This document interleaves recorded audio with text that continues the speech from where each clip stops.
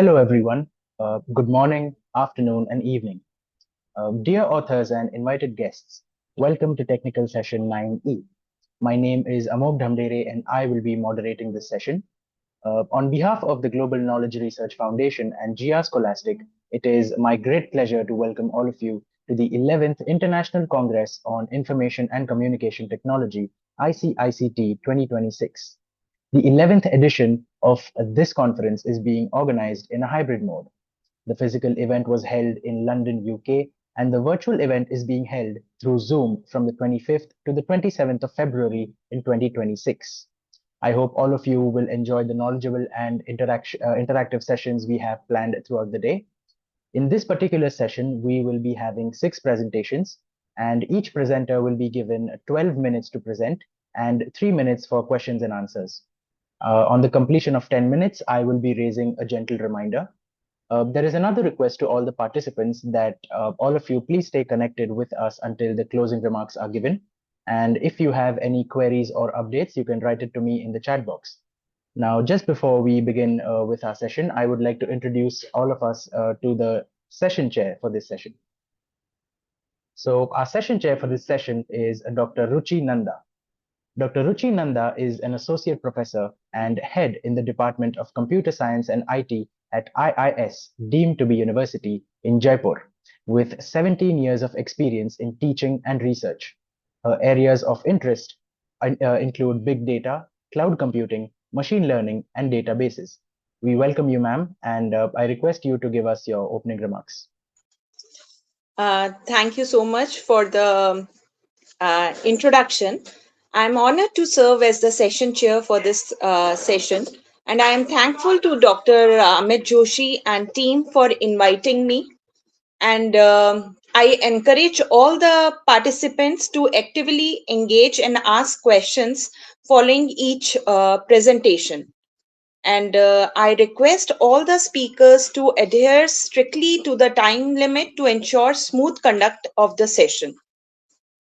Thank you. Thank you so much, ma'am.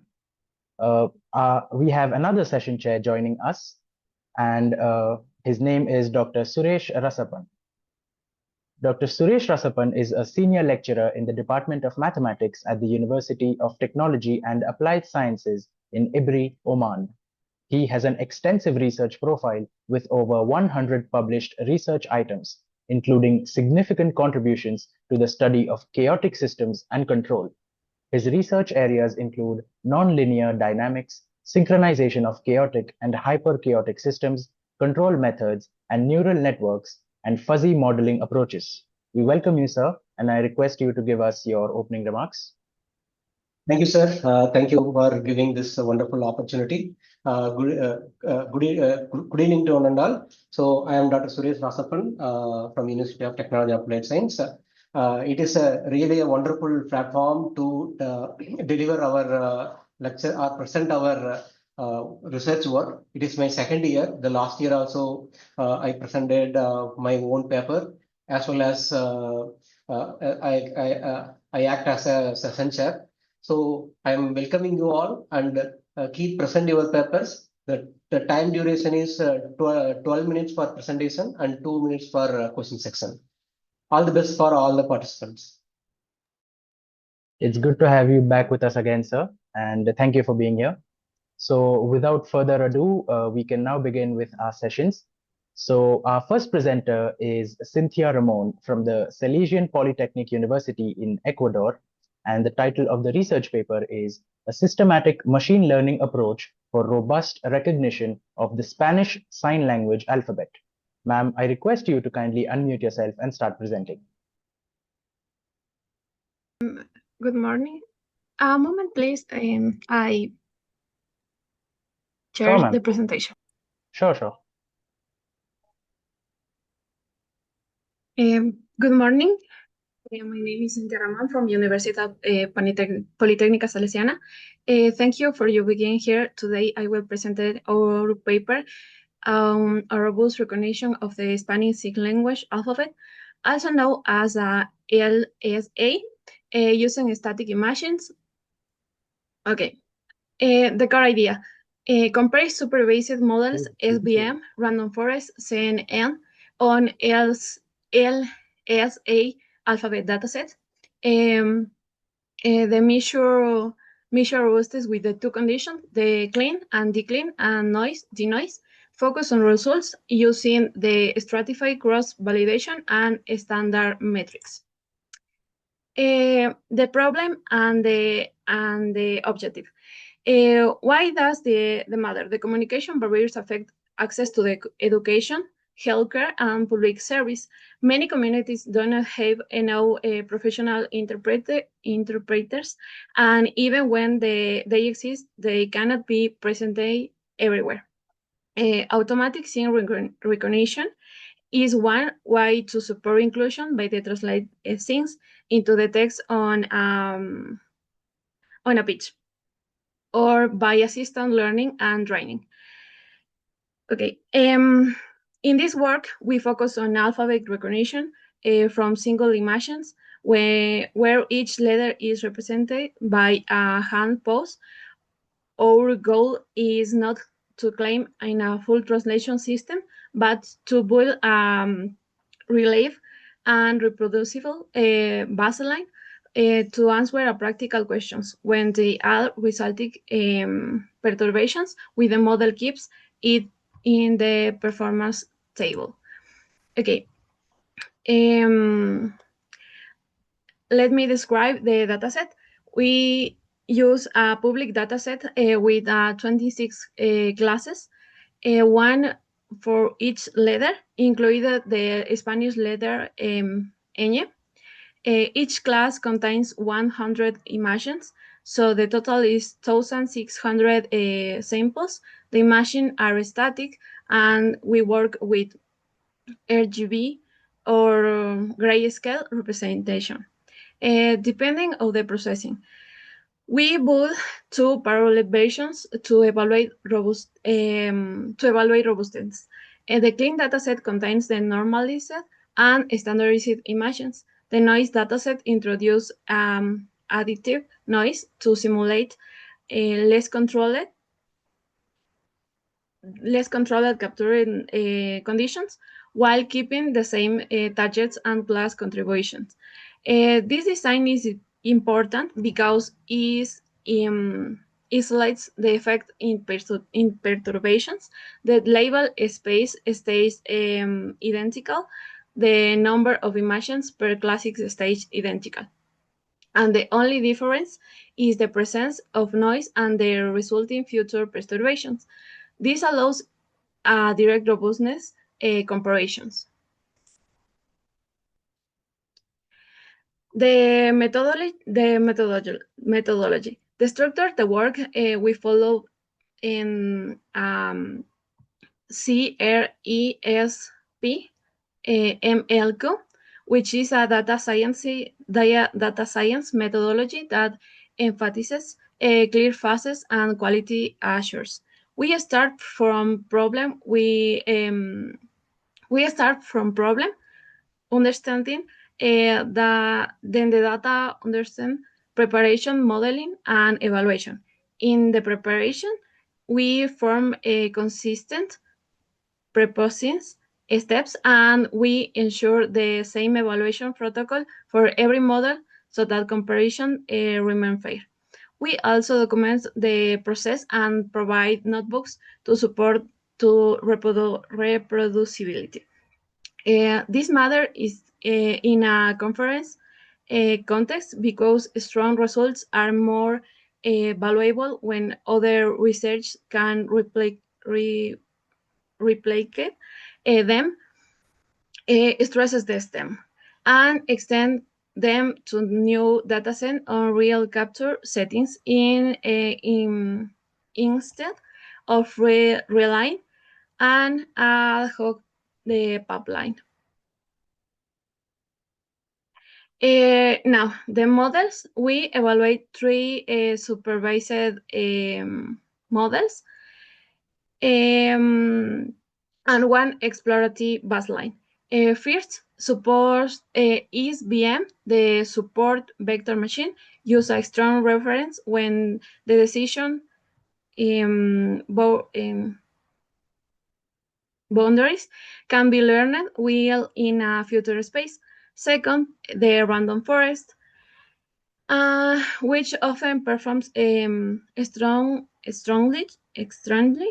in high dimensional settings and is known to be robust to noise and variability.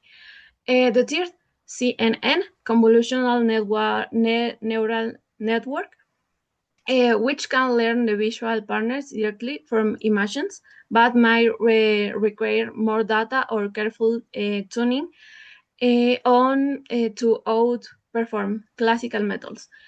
The final is the K-means and PCA. The clustering is included only for exploratory analysis to understand structures, and overlap is not identified to replace supervised learning. We also use a principal component analysis to visualize future distributions and to connect errors with class overlap. Okay. For evaluation, we use a stratified five-fold cross validation. That means we split the dataset into 5 folds. Will represent preserving class proportions, train on 4 folds, test 1 on fold, and repeat the process so every fold becomes the test is set once. We report 4 metrics: accuracy, precision, recall, F1 score, and multi-class classification. Accuracy Excuse me. alone can... Cynthia, ma'am, are you getting my voice? Yeah, you are telling about that accuracy, precision, recall are on, but the data are not reflecting here.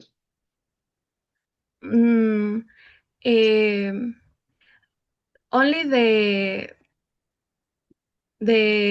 table Yeah. is... Okay. Yeah. Okay. Okay. Okay.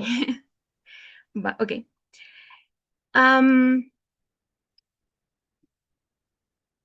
In the results in the about this evaluation is in the performance table. Random forest achieves the best overall performance. Accuracy is 0.962, precision is 0.960, recall is 0.960, and F1 is 0.960. In percentage terms, that is roughly 99.6% across the board. The SVM is extremely close. Accuracy is 0.954.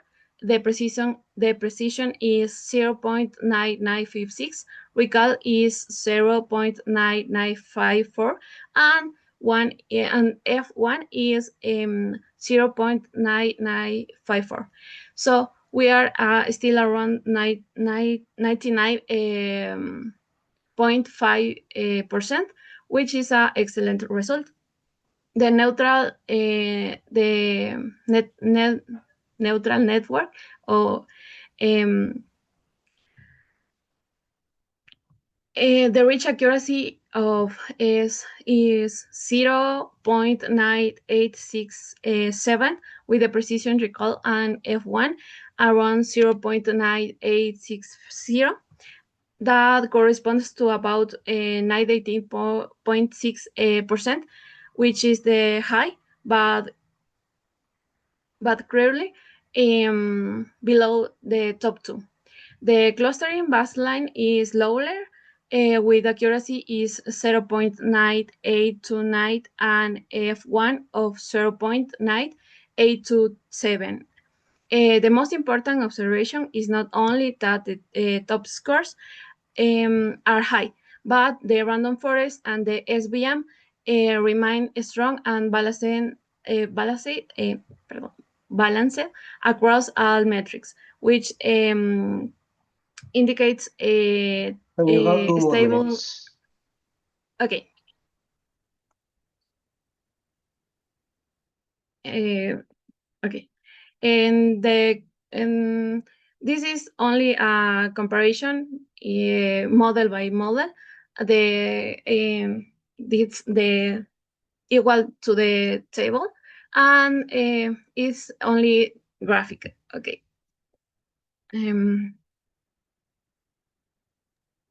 Excuse me, ma'am, just a quick reminder, you have 2 minutes of presentation time left.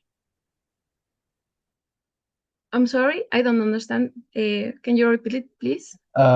I was just reminding you that 10 minutes are up and you have 2 minutes more of presentation time left. Okay. Thank you.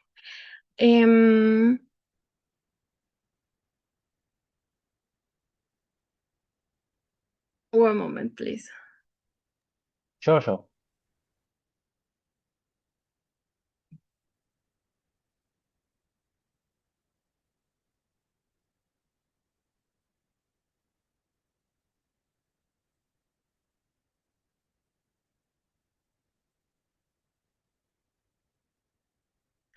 The interpretation errors and overlap. What observe? The errors concentrate a moving visual similar letters. The multivariable analysis indicate class overlaps. This explains confusions despite high accuracy. And the exploratory, the PCA and K-means.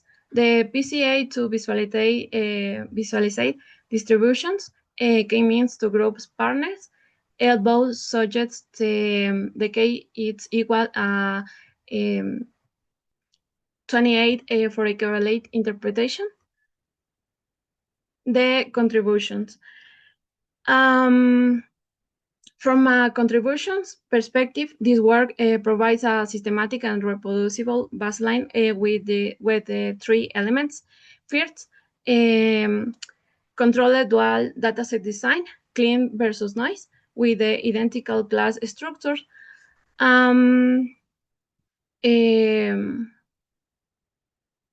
Enable robust evaluation. Second, a fair comparison across multiple models under the same cross-validation protocols and the same metrics. Third, interpretability, support through multivariate visualization and clustering analysis with connects performance numbers to the future space structure.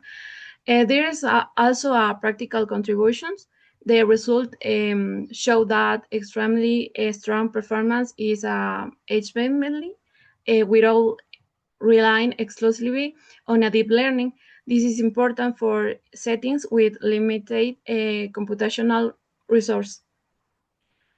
Finally, by the proving documentation and notebooks is in the paper, we reduce the friction for other research to reproduce the pipeline and build on point it. The conclusions.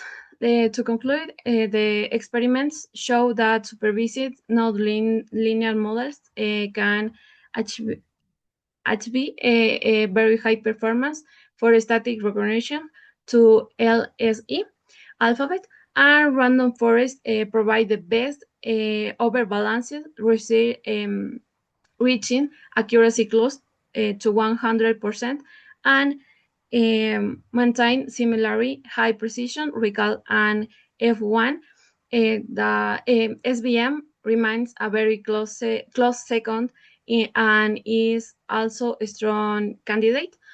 On future work is to expand the dataset with the real capture conditions, include different lighting, backgrounds, and hand shapes, and to extend beyond static images to dynamic scenes. We also plan to explore incremental or continual training so system can provide over the with validate new schemes and to evaluate transfer learning with pre-trained vision models. Um, Thank you for your attention. Thank you so much for your presentation, ma'am. I now ask our session chairs if they have any questions for our speaker. Yeah, I have one question. Actually, that CNN is deep learning and SEM, random forest, these and all machine learning. How you are comparing both the accuracy, FN score, error, and all the things? Um, I'm sorry, my English is not very good. You asked me about why it chose the models to compare it. Yeah, yes.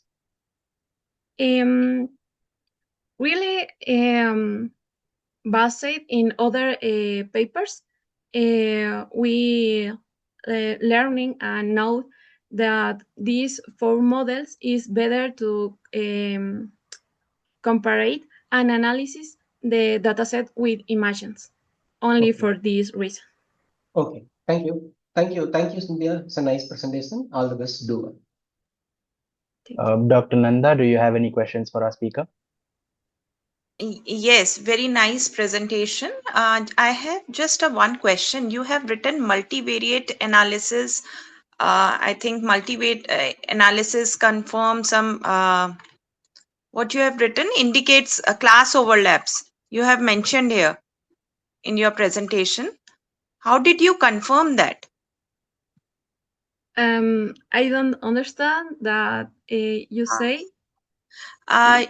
You have mentioned in one of your slides that multivariate analysis indicates class overlaps. So, how did you verify that? How do you verify? Yes. Multivariate analysis. How, When we have the dataset, the model do this.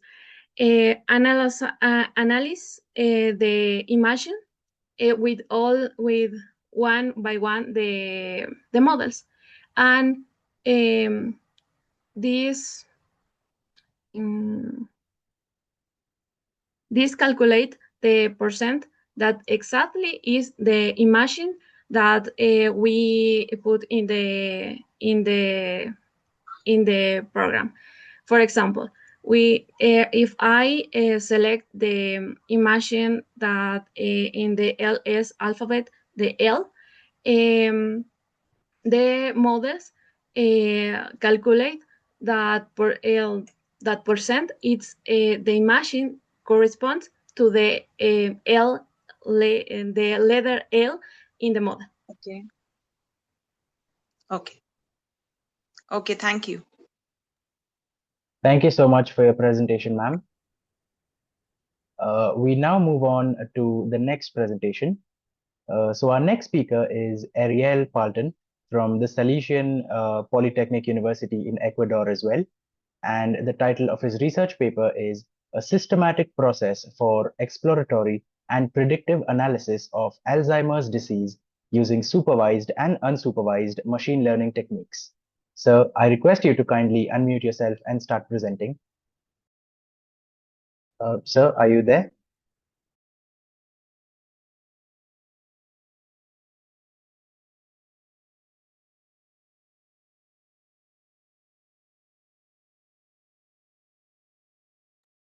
Okay, I don't think he has joined us yet.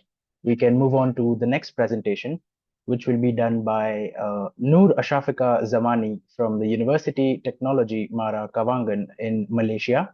And the title of the research paper is Binary Vote Assignment Replication to Preserve Data Consistency in Geo-Disturbed Cloud Storage. Ma'am, I request you to kindly unmute yourself and start presenting.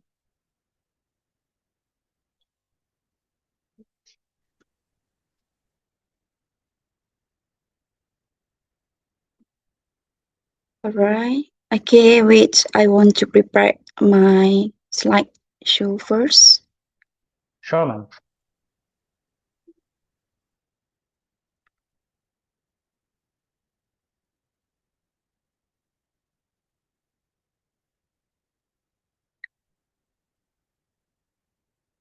Okay, doctor, you can. I can't to share my I'm so start sorry. screen. You can go right Okay. ahead. Right. Can you see my slide, doctor? Yes, ma'am. Your screen is visible. You can start. Okay.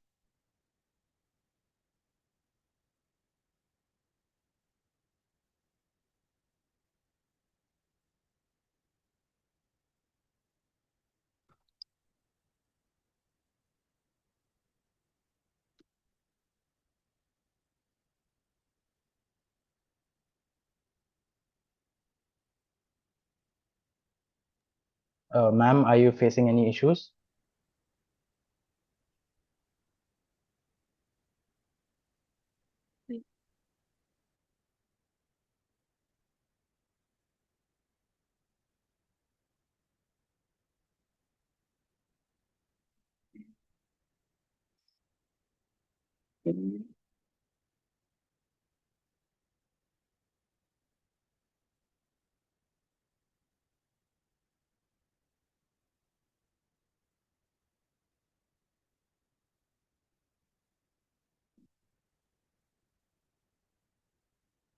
Yeah, I already shared my screen.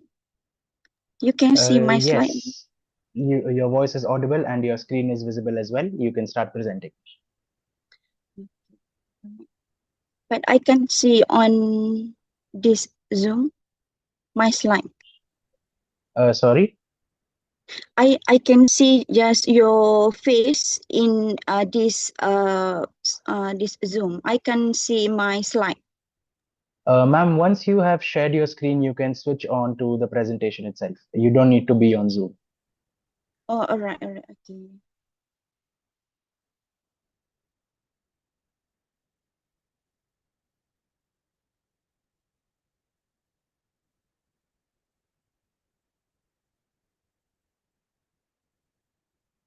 Okay. Hello and hi. Good afternoon to all. My name Nora Shafika Zamani. Okay. I as presenter today for my paper about the binary vote assignment replication to preserve data consistencies in geo distributed cloud storage, right? Okay.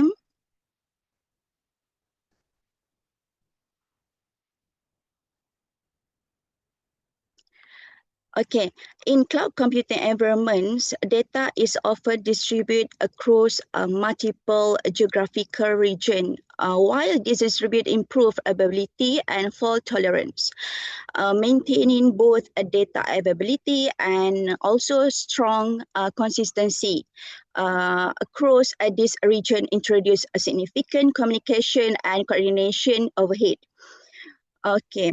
So the problems, okay, for the, however, this come with several challenges, right? Okay, first, replication increased communication costs due to frequent data synchronization. Second, enforcing strong consistency typical required wide area coordination, which further degrade performance in geo-distributed setting.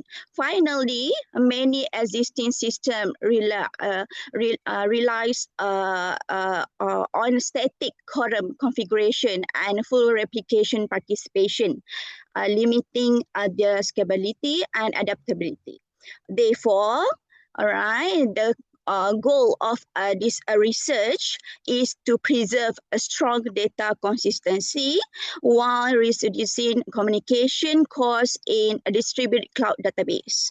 To achieve this, okay, we explore a replication and coordination strategy that minimize unnecessary synchronization while maintaining correctness guarantees.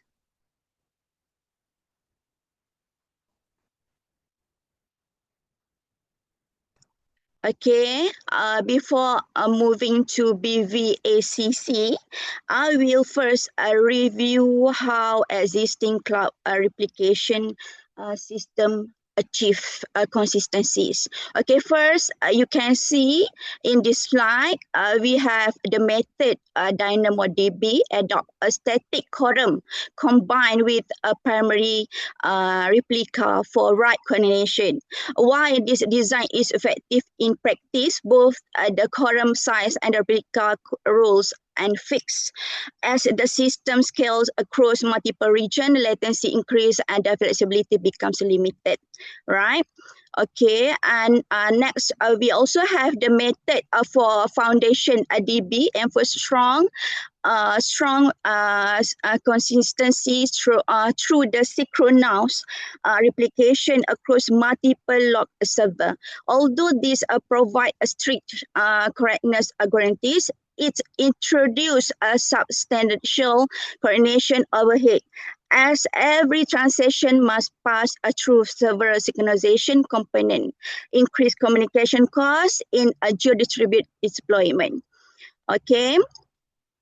Next, for the geo goals, employ full geo replication to achieve a strong consistency across all the region. Okay, one, this simplify correctness, it embeds wide area coordination directly into the commit paths, making communication over wide area network expensive and also limiting scalability. Okay, from this system, we observe that a strong consistency is typical achieved by expanding the commit path and involving more replicas. In contrast, BVACC takes a different approach rather than requiring full replica participation for every updates. Okay, BVACC selectively control which replicas participants in each in each when we do the right operation, preserving strong data consistency, while significantly reducing communication overhead.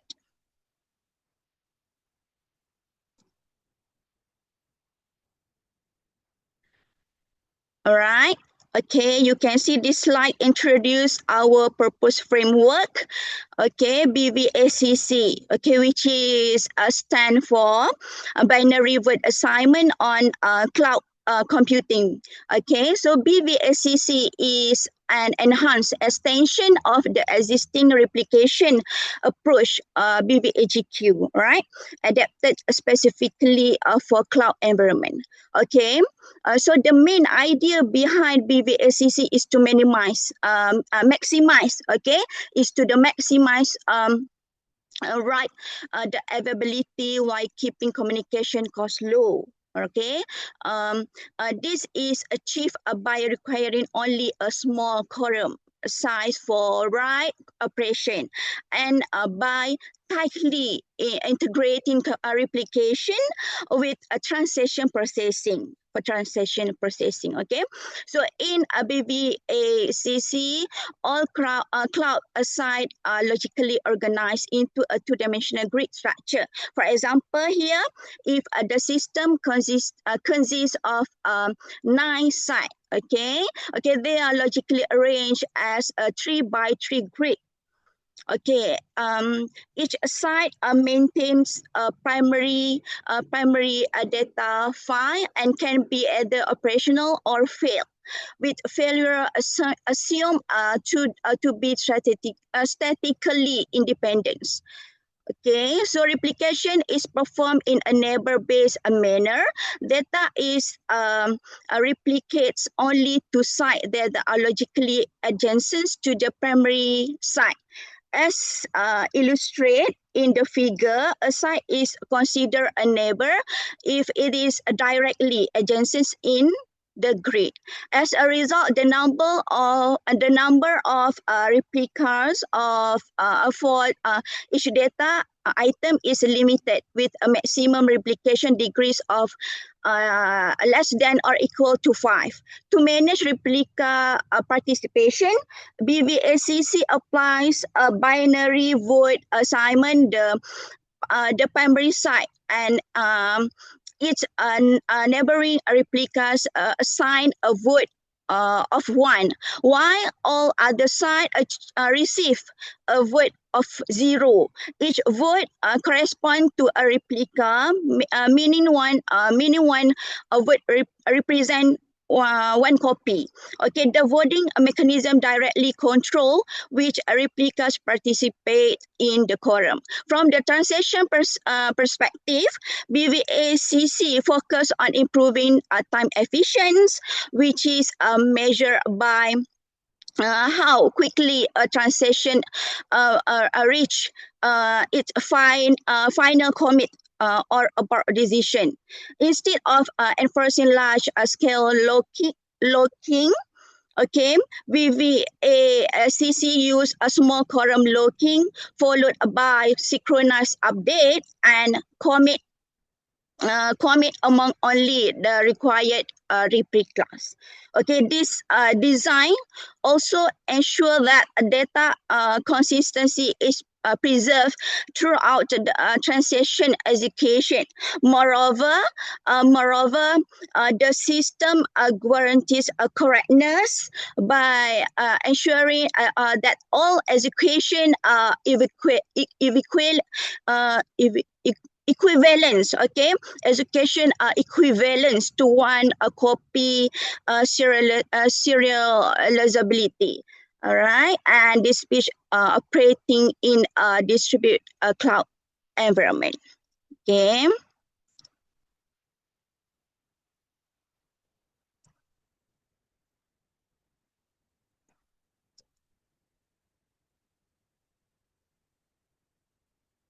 Okay. Okay, here is the BVACC algorithm. So we can see how it's work. Okay, first lock the primary. Okay, we start by locking the primary replica. This gives the transaction control over the data and immediately prevents only conflicting right from entering. Okay, next for lock the neighbor. Okay, then the lock is extended to the neighboring replica. We only lock enough neighbors to form majority quorum, which keeps coordination lightweight. Then we then perform the write. Okay, once the quorum is ready, the write is executed at the primary replica. At this point, the update value is safely created. After that, commit the update. The update data is propagates to the participating neighbors, and the transaction is committed to keep all replicas consistent. Finally, unlock everything. Okay, after the commit is confirmed. Okay, excuse me, ma'am. Unlock a release. Yeah. Just a reminder, you are done with 10 minutes and 2 minutes of presentation time is left for you. Okay, all right, thank you. After the, okay, finally unlock everything. After commit is confirmed, all lock are released and the system is free to process the next session, transaction. Okay.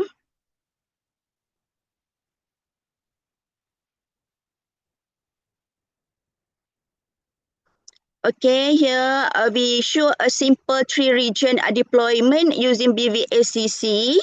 Okay, right. Okay, so from here, the first look region A. Okay, acts as the primary site for customer data. The means as right related to customer data start here. At the same time, region A also keep neighbor copy of order and the stock for the last access and the quorum formation. Next, the region B. Okay, region B is the primary for the order data, but it's also store a neighbor replica of the customer detail.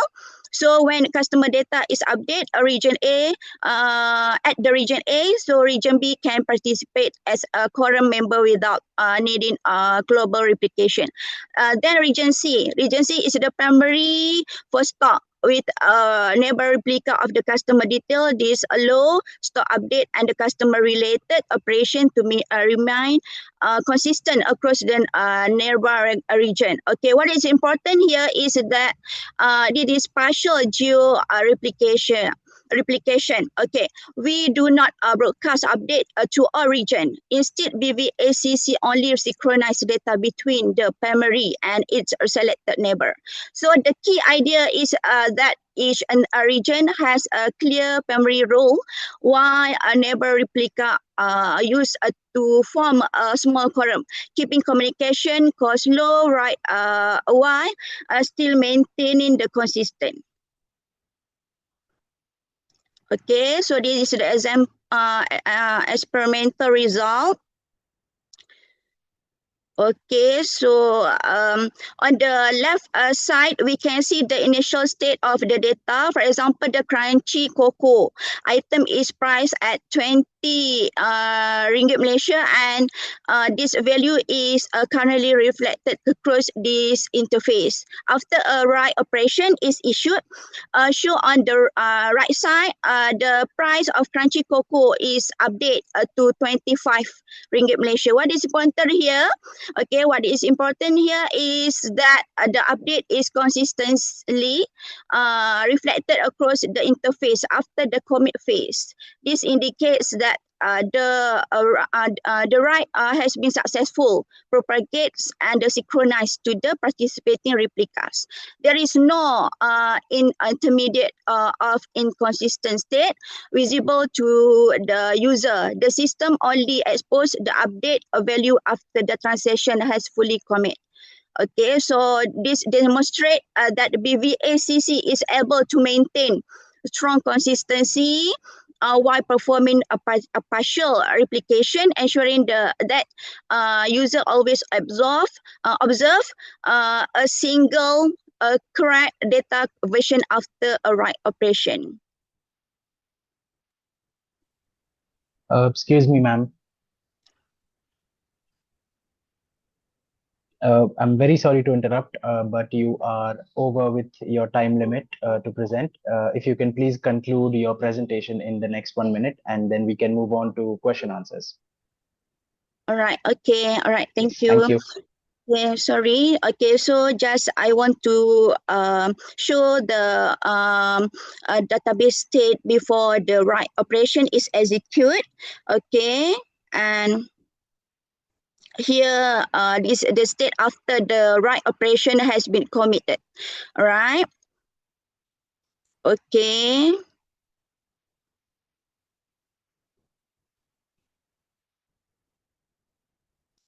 All right. Okay, then. Okay, so to conclude, this work introduced BVACC, a grid-based replication and the translation coordination approach for distributed database. The key idea is that BVACC improve write availability while keeping communication cost low by avoiding fully replica synchronization. Instead, it rely on a neighbor-based replication, binary wording, and a small quorum looking. Okay, our experimental result, okay, across geographical distributed region show that update correctly propagates and only becomes visible after commit, which confirms strong consistency and one copy serializability. In terms of future work, okay, we plan to extend BVACC with a failure state aware replication using the dynamic grid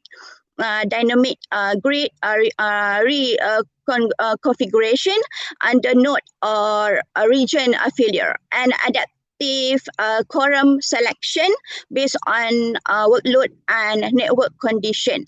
We also aim to benchmark the approach against large scale cloud native database under high currency workload. Okay. All right. Okay. So that's all from me. Thank you. Thank you so much for your presentation, ma'am. I now request our session chair, Dr. Nanda, if she has any questions for our speaker. Actually, what was your experimental setup in this? Sorry, doctor. Can you repeat your question? Yeah, actually, what experimental setup you have used?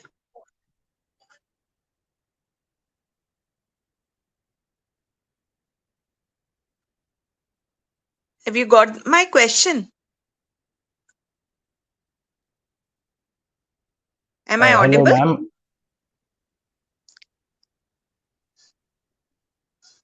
Can you explain your experimental setup? How did you perform your experiment?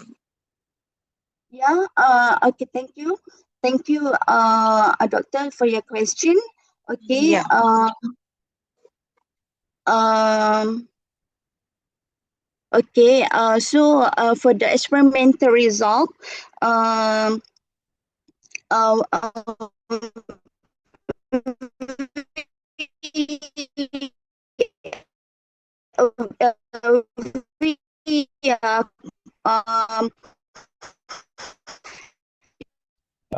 your voice is cracking. Can you check your internet connection once?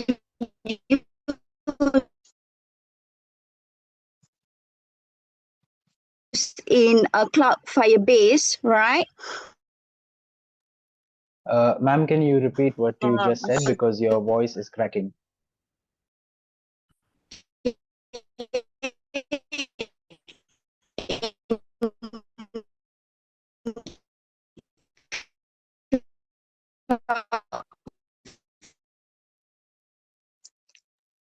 Voice is Hello, cracking. ma'am. You Are may we write audible the to you? answer. Yeah. Ma'am, it would be better if you write your answer to Dr. Nanda's question in the chat box because your voice is cracking. It seems you are facing some technical issue.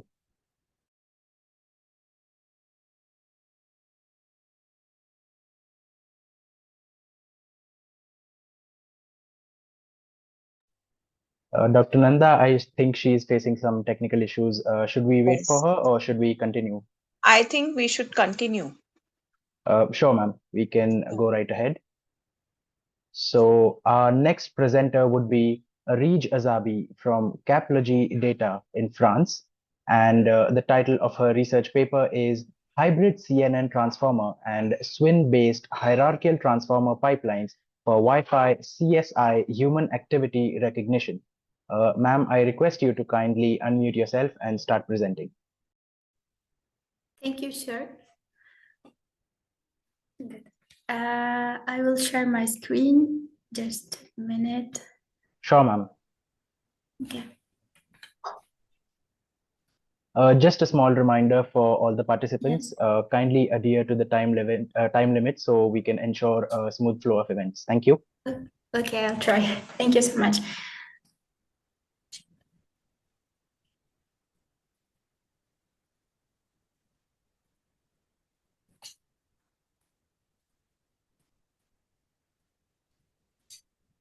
Can you see my screen? It is still loading. Yes, now your screen is visible and your voice is audible as well. You can start presenting. Hello, everyone. My name is Arish Azabi, and today I have the deep honor to present for you our research paper, entitled Hybrid CNN Transformer and Swim-Based Hierarchical Transformer Pipelines for Wi-Fi CSI Human Activity Recognition. So this presentation will be, let's say, split into three main parts. So I'll start with presenter-related work, our proposed contributions. Then I will discuss our experimental setup and, of course, our results.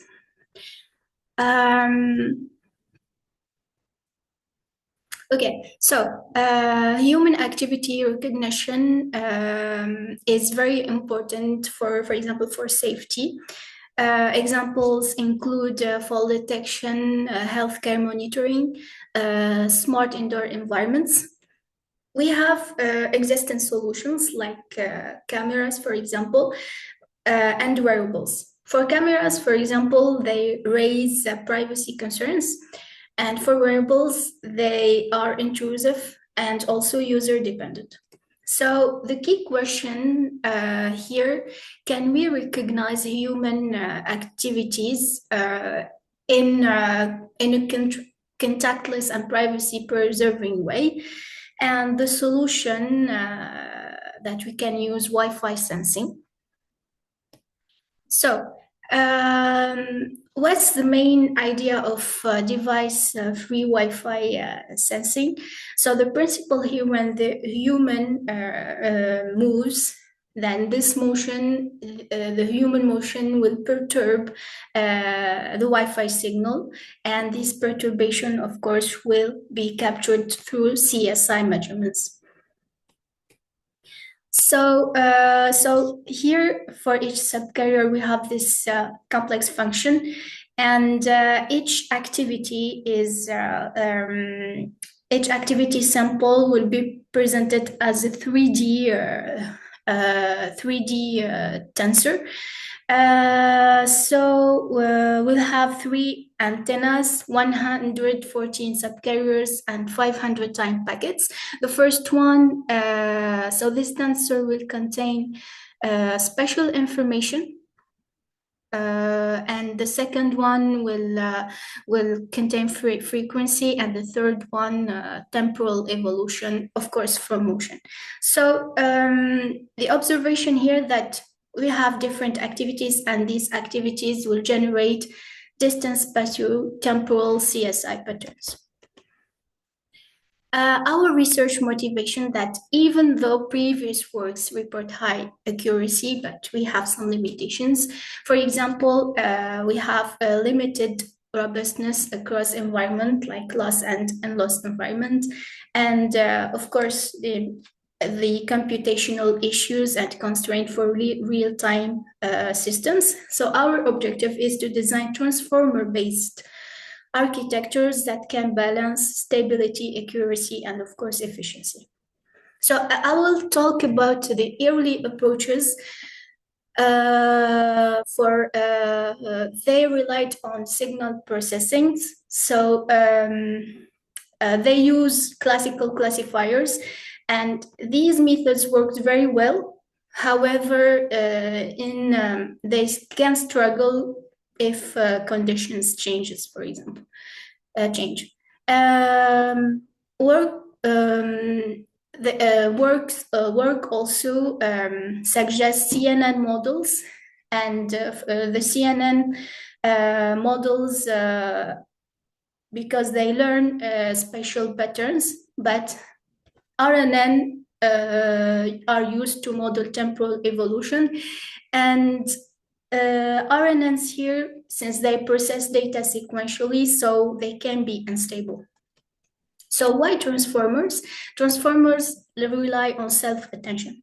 So they can capture long-range dependencies. This is the most important part. And our, of course, motivation that we use transformer to model this complex system, this spatio-temporal structure of CSI data. So I will present our contributions. We propose 2 models. The first one is the hybrid CNN model transformer. We have the CNN part of the model that extracts local CSI patterns. Then the transformer will model temporal dependencies. The second model will convert, let's say, the CSI, the raw CSI, into pseudo image and proceed with hierarchical shifted window attention. And I will discuss the common goal later in the experimental setup. I will explain the first contribution. So I split the model into two parts because I don't have space. So here we have an input CSI. So we apply several convolution layers to CSI tensor, and this to learn local patterns. Then in the tokenization, we reshape the output into a sequence of tokens. Let's say that each token represent information at a time step. So that will allow us to use after that the transformer encoder. Now we will see the temporal attention and classification head. So the transformer here will use self-attention to connect all time steps from the previous step. And the purpose here is to connect all time steps globally.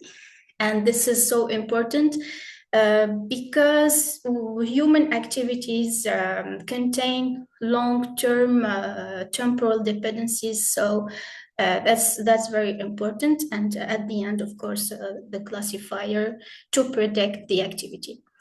I'll move to the second model. So the same row CSI, but here we convert the CSI tensor into a pseudo image, into an image-like representation in order to use a vision transformer. So here the idea is to use a vision transformer architecture. So now from the pseudo image, we will divide this pseudo image into patches and into small patches, and each patch becomes a token, and these tokens are processed by swing blocks. So these patches will process it by swing blocks. So that the swing uses window-based attention to that's it. So the swing will use window-based attention. I'll say that that reduces computational cost, of course. That's why we use the swing transformer. So as the network here goes deeper, it builds multi-scale, let's say, hierarchical representation, and these shifted windows allow interaction between regions, and this interaction without full global attention like transformer, normal transformer. So what is the next step? The next step, we will evaluate these two models and we will compare them. So I'll present dataset training, configuration, and metrics. So we use two datasets, one for activity recognition and the other one for biometric identification. The first one details 6 activities: boxing, arm circle, cleaning, fall, running, walking. The second one contains 14 subjects. And for the CSI acquisition setup, we used, of course, 114 subcarriers, and the more important point that we tested it in indoor environments under loss and loss constraints. So the pre-processing and model input. So here we have our first model, the hybrid CNN transformer, the second one, swim pipeline. So I will not detail this because I detailed it in the previous slides. The key point that we have the same row CSI data, but with different representation. The first one, a CSI tensor, and the second one, a pseudo image, an image-like representation. Our training protocol is reproducible CPU only, and we choose this for reproducibility and, of course, for resource-aware evaluation. And these are the key settings of our training protocol. Excuse me, ma'am. Next. Yes. I'm sorry for interrupting, but 10 minutes are up and you have 2 minutes of presentation time left. Okay, I'm almost you. done. Okay, sure. I almost done. For accuracy, the observation that the first model here has smooth conversions and small validation accuracy with no severe overfitting. High AUC values that confirm class separability for the first model. For the second model, it converges faster with the stable validation curves. So at the end, we can say that hierarchical attention improves robustness, especially for the first dataset. Comparing to SenseFi benchmark, we can say that our models are competitive and are performed under strict CPU-only training. So to conclude our work, we investigate two transformer-based architecture. The first one is a lightweight comparing to the second one, but the second one achieves higher accuracy and stable conversions comparing to the first one. So for future direction, we will test our approaches in cross environment and cross subject evaluation, real-time deployment testing, and of course, more evaluation of our models. And of course, the last one, model compression for embedded system. Thank you for your attention, and I'm ready for your questions. Thank you. Thank you so much for your presentation, ma'am. Dr. Nanda, any questions for our speaker? Yeah, thank you. It's a very nice presentation Thank and you. a very interesting topic, ma'am. I have a question. What motivated you to combine this CNN with the transformer architecture? Okay, so because the CNN will capture local patterns, and then for temporal patterns, we add the transformer. So to improve, let's say, the prediction. Okay, and why specifically Swin transformer? Exactly, because a normal transformer does not use shifted windows, and they use full global attention. However, with this wind transformer, it uses the shifted windows, and this reduces computational cost. That's why we use this wind transformer. And how was your data set? I mean, what was the size of your data set? The CSI one? The CSI, so these are detailed here. So we have 936 over samples, let's say, and for each activity we have many samples. Yes, but transformers basically generally requires very large data set. Exactly. Yeah. So is it justified that you have used this, or in future you are planning to use more? Exactly. Since our work is evaluated under CPU conditions, so in future work we aim to use other dataset in the Sensify. I put it here, I think. The Sensify, yes, the Sensify benchmark. No, not the Sensify benchmark, but the data set. We have other data sets and which are very large. So this is to validate, let's say, our two models. Then we will evaluate them under other data sets. Of course, you're right. Okay, that's it from my side. Thank you and all the best. Thank you so much. Thank you for your presentation, ma'am. Just a small announcement. Due to some unfortunate technical error, our session chair, Dr. Rasapan, has left us. And a small request to Dr. Nanda. Ma'am, you had asked a question to our previous speaker, and she has answered it in the chat box. So can you please check it out? Okay, I'll just check. Yes, thank you so much, ma'am. Meanwhile, we can move on to our next speaker. So our next speaker for today is HDD Vijay Singhe from the BCI campus in Sri Lanka.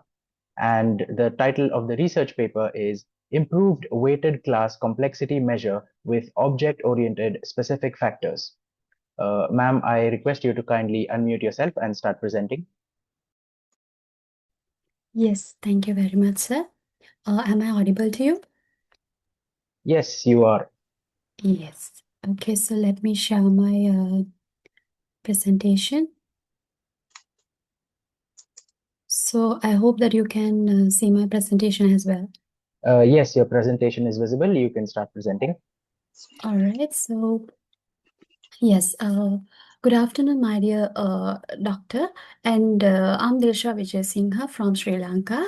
So today I'm pleased to discuss about the importance of software complexity measure with using my research titled on Improved Weighted Class Complexity Measure with Object-Oriented Specific Factors. So in order to begin, we must acknowledge that software complexity is just more than a metric. Currently, this software complexity is based on the cognitive informatic principles, which refers to use cognitive science. So with that perspective, software complexity is a reflection of the mental effort required by the developers to read, understand, and develop the code. Also, it serves as a critical predictor for software quality attributes such as maintainability and dependability while supporting the overall development workflow. So basically, cyclomatic class complexity, this Mishra and Akram's weighted class complexity are some of the traditional software complexity measures that are currently being used. So, however, there is a significant gap in these traditional software complexity measures.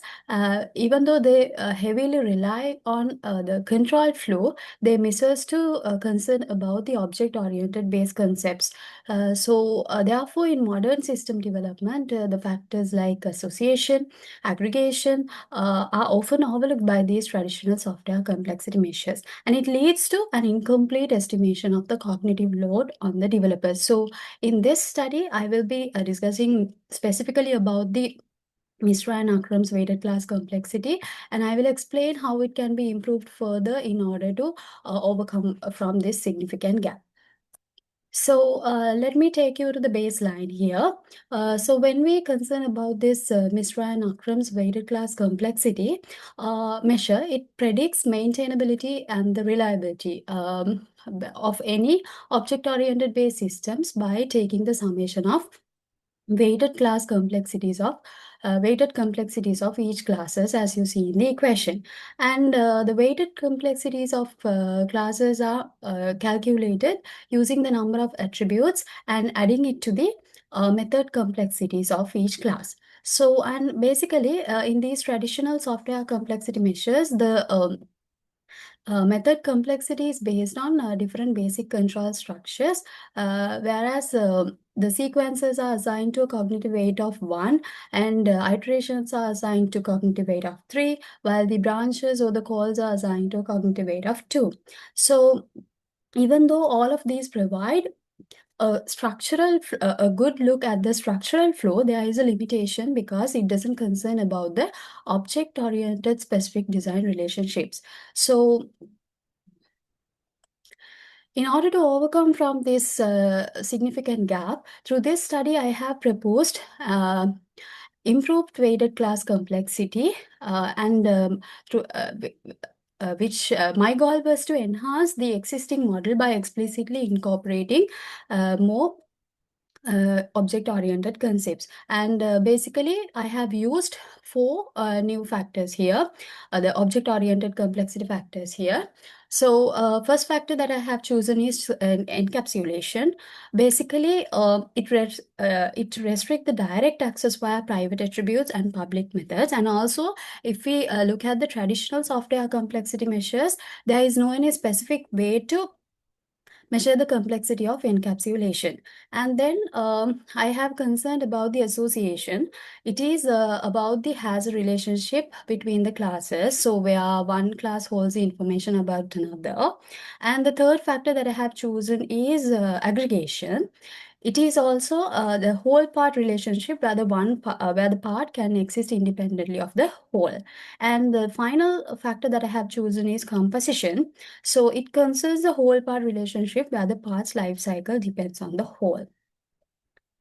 So now you might have the question how these factors are being weighted. So in order to keep the consistent according to the cognitive informatic principles, all these factors have been weighted based on the effort required for them to process. So as you see in this table, the factors encapsulation and the association are assigned with a cognitive weight of 1 because even though they enhance the complexity, they have the similar conceptual same as the sequence statements. On the other hand, the factors aggregation and composition are assigned to a weight of 2, and it is basically it is because it reflects the more advanced implementation, as well as it provides additional details about the for the class to manage and which represent the higher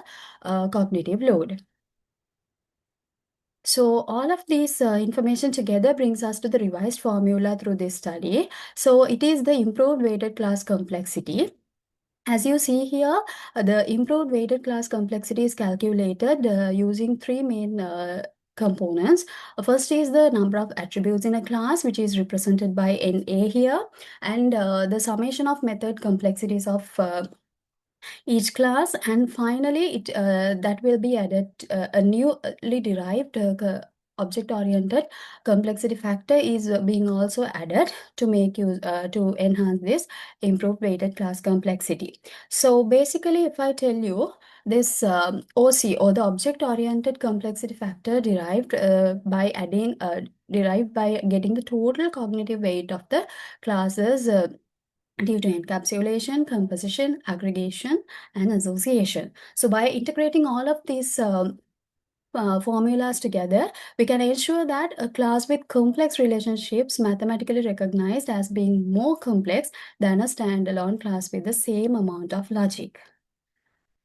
So here is the example that I have used in order to prove the prove the validation of this improved weighted class complexity, and this is the table which shows the results, how these OC, the additional OC factors being gained from each of the classes in the example. So I will tell you how this how the theoretical validation was performed to this IWCC, or the improved weighted class complexity. To ensure its soundness, it was evaluated against Baker's 9 properties. So basically, this was done using the previous example I displayed here. So as a result of this evaluation, this IWCC satisfies 6 properties out of 9 properties. So let me tell you how the 6 properties were satisfied. So basically, the property 1 states that a measure should not rank all programs as equally complex. So for an example, in the above example, this person and the employee classes have different weighted class complexities, stating that property 1 is satisfied. And property 2, there are only a finite number of property 2 states that there should be only a finite number of classes with the same weight. So in common, all of the object-oriented languages, the cognitive weights are same. So that will also be satisfied accordingly. And property 3 discusses about the multiple classes can have the same complexity.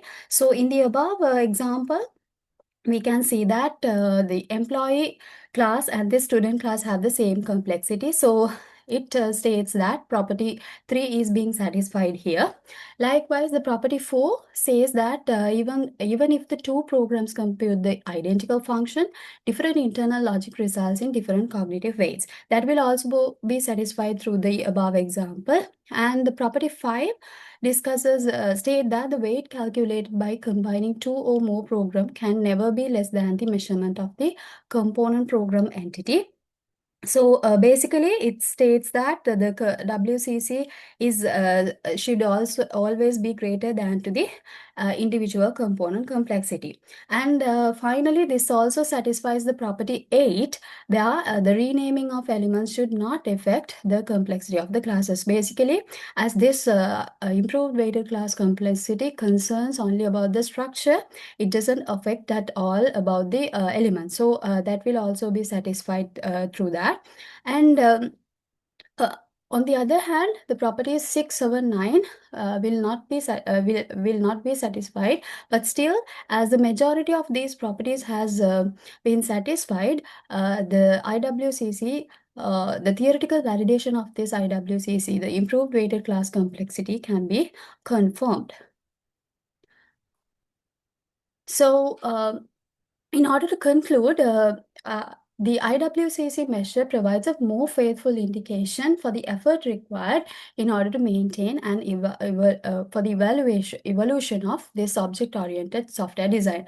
Also, this is capable of addressing the critical gap which was found where it misses to concern about object-oriented based specific factors. So, and also this will be essential in modern systems as well as as we are moving towards the AI and IoT platforms, and also as we are working on low code or no code environments, this type of measures will be very essential. And as the future works, I would suggest to enhance the performance of this type of measures using some more object-oriented specific factors like polymorphism, as well as I should also think of how to enhance this type of measures to work with more complex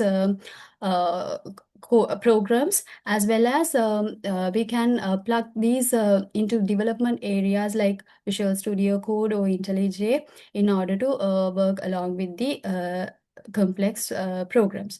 So these are the references, some of the references that I have followed. And with all these, I have come to the end of my presentation. So thank you very much for your time and attention. Thank you for your presentation, ma'am. Dr. Nanda, do you have any questions for our speaker? Yeah, very nice presentation. I have a question.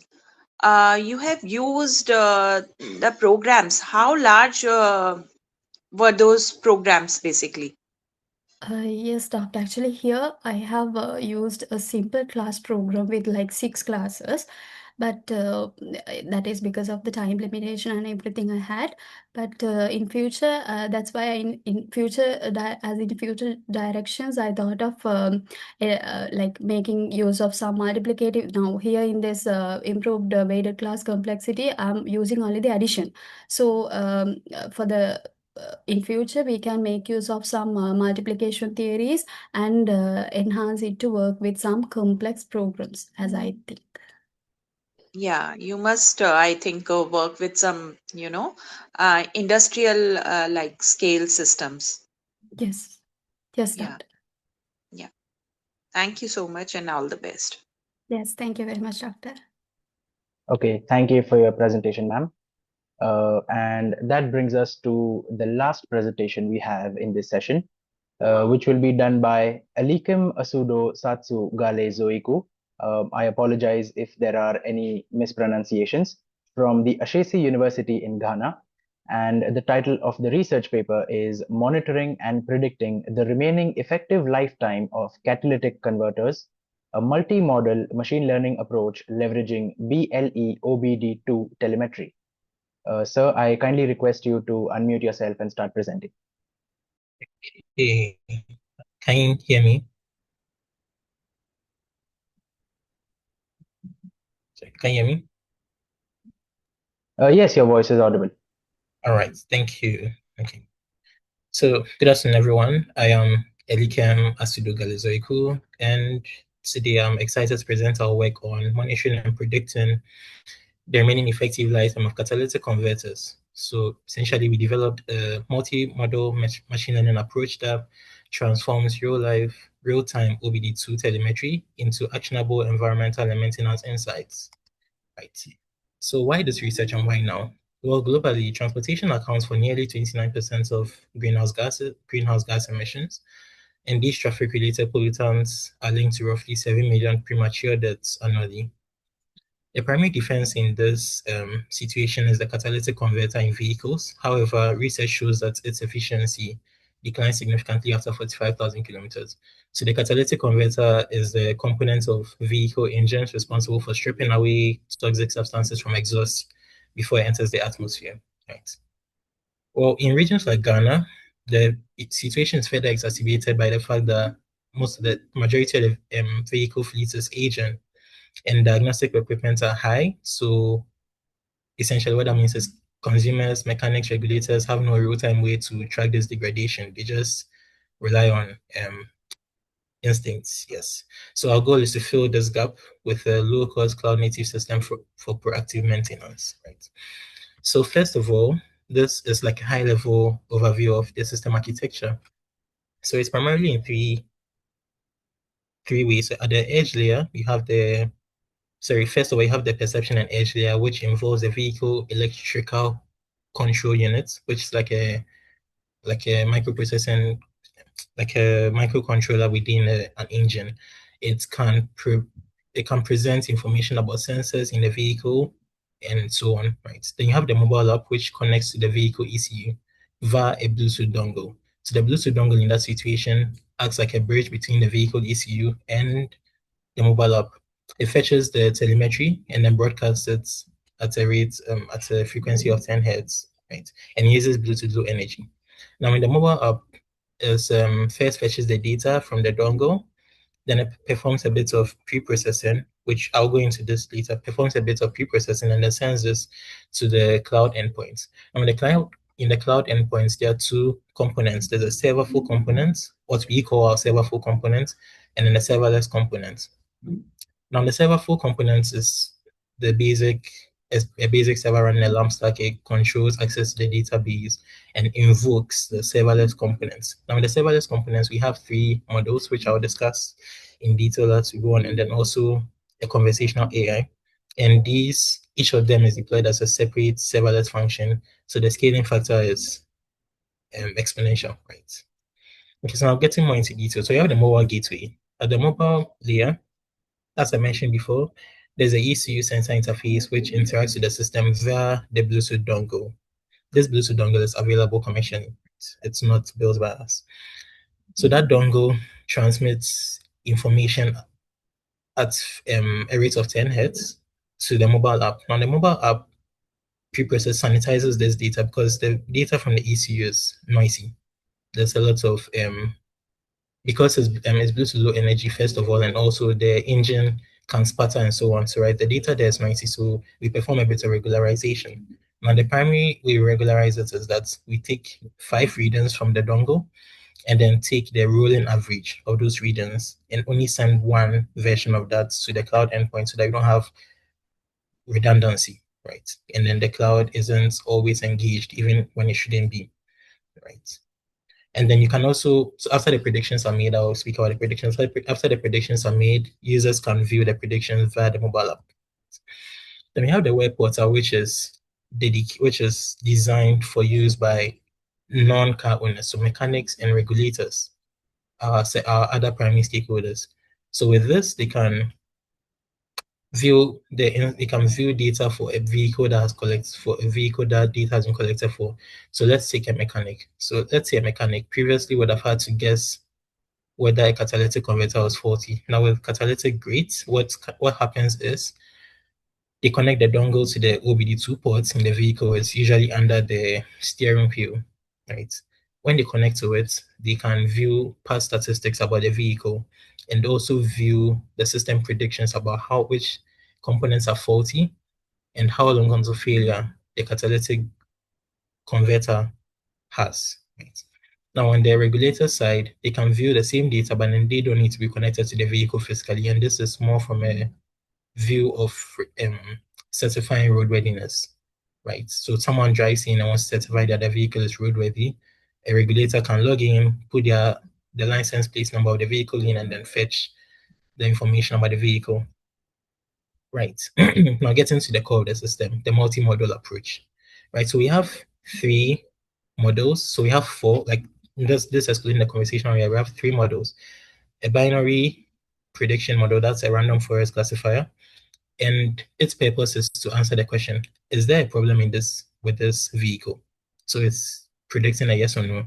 And it was 98.33% accurate in our testing, right? Then there's a multi-class classifier, which is also a random forest model, which was 93.69% accurate. Now, this was more generalizable to more of which components of the vehicle specifically is throwing the problem that was seen in the first phase. Now, remember, notice I said which components of the vehicle. Realize that we could expand the system's capabilities to predict the specific components of a vehicle that had a problem, not just with the catalytic converter, right? Then finally, there's a regression model, which is an extra trees regressor, and that's a coefficient of correlation of 0.8. And that answers the question, how much time is left until this catalytic converter will develop a fault? So getting more into the statistics, we have the testing results, and we find out we have the testing results, right? So now getting into cameos. Now, in our testing, we realized that non-technical people, like non-car people, are unlikely to understand the raw data that the system is outputting. So we developed a conversational AI assistant, which would democratize vehicle data for non-technical stakeholders. So how that works is like a 3-phase approach. So first of all, a user enters a query, as seen here, enters a query. Right, now that query is sent to an LLM. So we're using Gemini 2 by Flash. That query is sent to an LLM, and as part of the context that LLM has is a schema for the database. Using the query plus the schema, the LLM puts together a query that is then run on the database.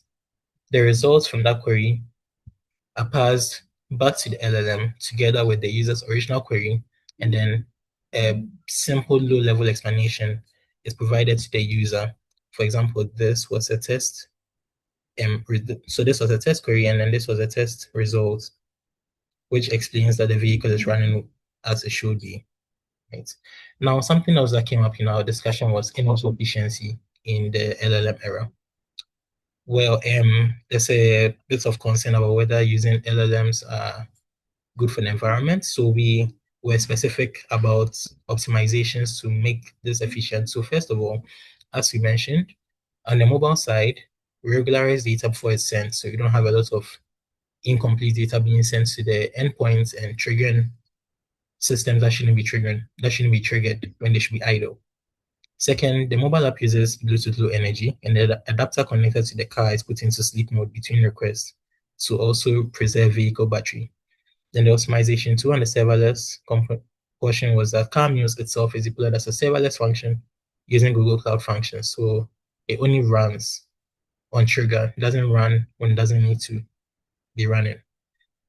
Optimization 3 was data truncation, where instead of sending raw data to the LLM to spend a lot of time trying to decode, we only send the results, which is just one row of what is needed. So for example, if the user was interested in only one parameter of their vehicle, the LLM doesn't receive all 54 parameters, which we are recording. So now evaluating our system, we used, first of all, profile the app, and then we also used stress testing to test how it was working. The average pre-processing latency on the mobile side, so the rolling average we spoke about, was 42 microseconds, and the memory footprint stays on a 95 megabyte RAM at peak transmission.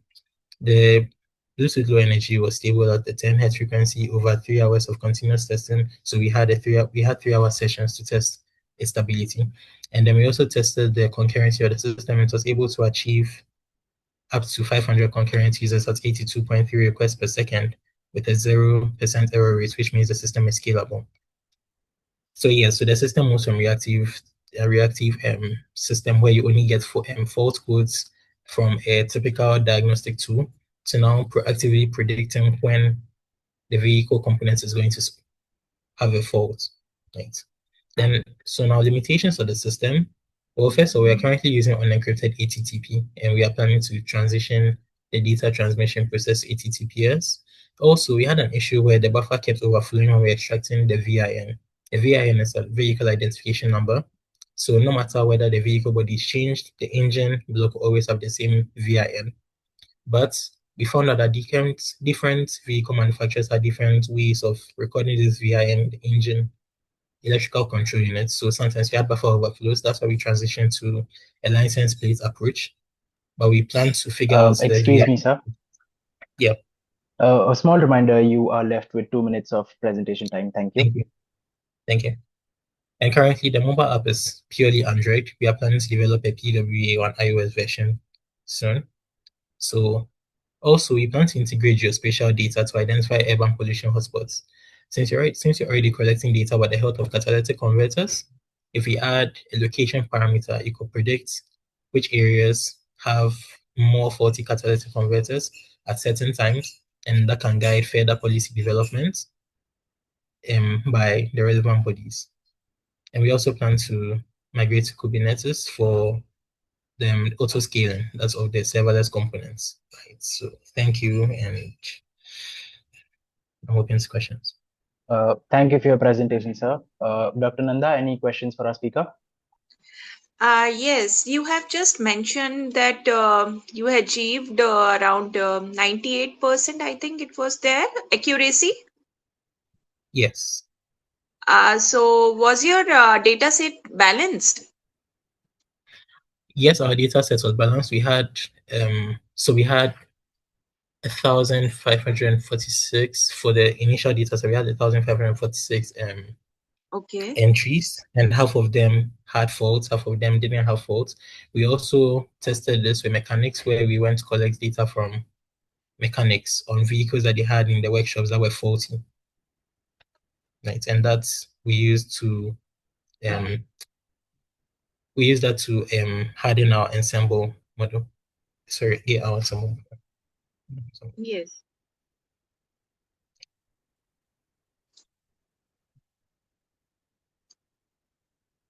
Okay. Okay. Any more questions for him, ma'am? No, that's fine. Okay. Okay, Thank you so much. Thank you. Well, that concludes our technical session 9E for today. I now request Dr. Ruchi Nanda to give us her closing remarks. Yeah. Thank you to all the presenters for their insightful and well-prepared presentations. I definitely like to appreciate the efforts of the organizing committee, especially Chirag, for ensuring the smooth conduct of this session. Congratulations, Chirag, for this. And thank you all for your participation in the conference. You're very welcome, ma'am.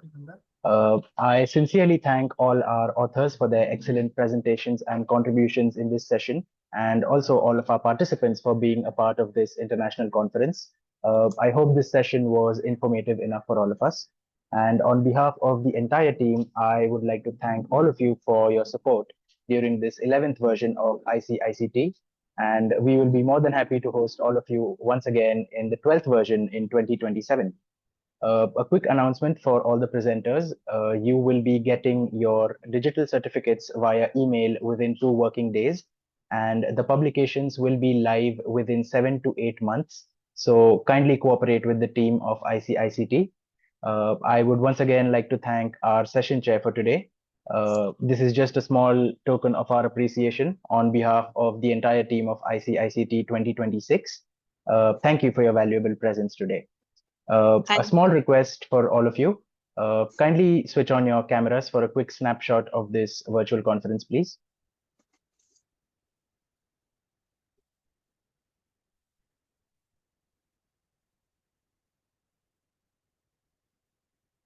Thank you so much. We are done.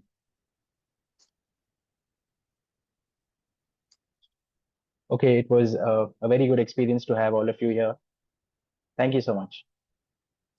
Stay safe and take care. Thank you. Thank you. Bye. Thank you.